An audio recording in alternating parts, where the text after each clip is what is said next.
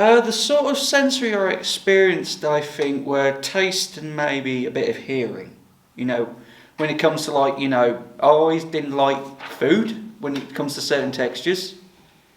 And I didn't introduce myself. By the way, my name's Niall Conniff. And I wasn't a really big fan of putting food I was not used to in my mouth, because the thing is I didn't like anything going in my mouth. If I don't like it, I might gag on it, or worse, spew. And it can be a very sort of thing. Like it was not a nice thing, really. It's sort of like very, what's going on? What's this? What's happening? So how have you overcome the issues with food? Well, the best thing to overcome them is not try them. Like, if I don't like it, I won't have it. Like, if I don't like the food, I won't eat it. If with the food I'm used to, I'll keep eating it to heart's content.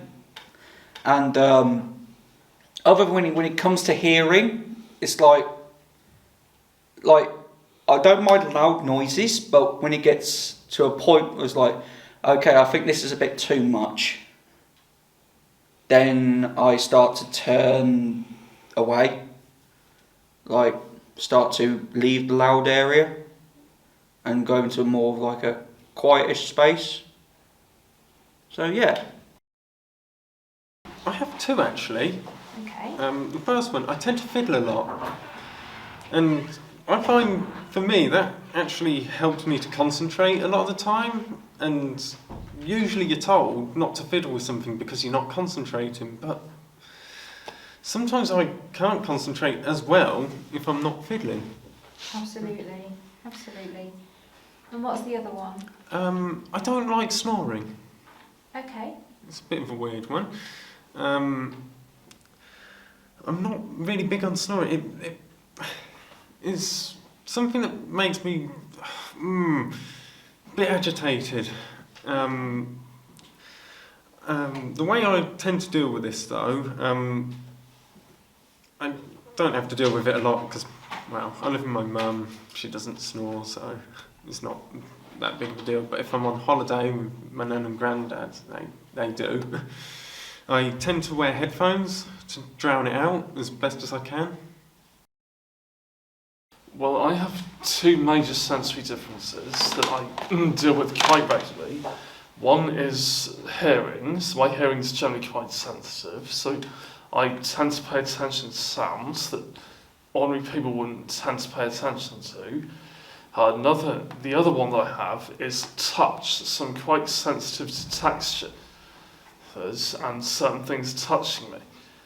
And one particular way this can get set off is through unexpected touch. Like if someone comes up behind me and taps me, that's really unpleasant for me.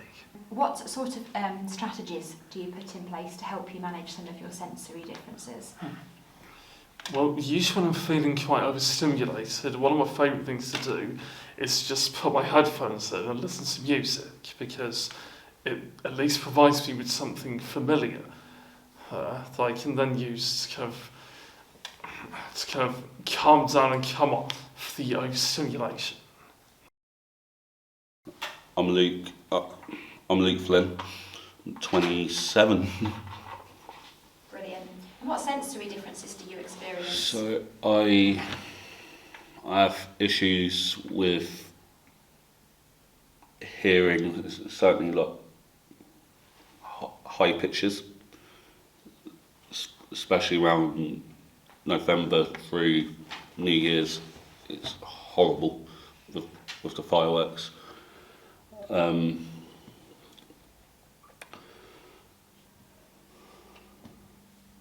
I generally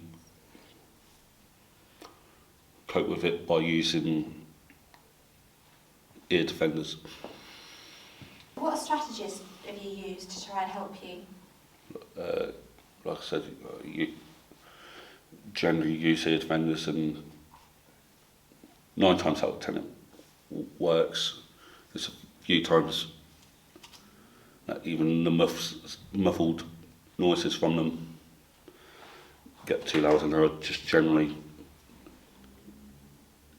leave the area that is noisy.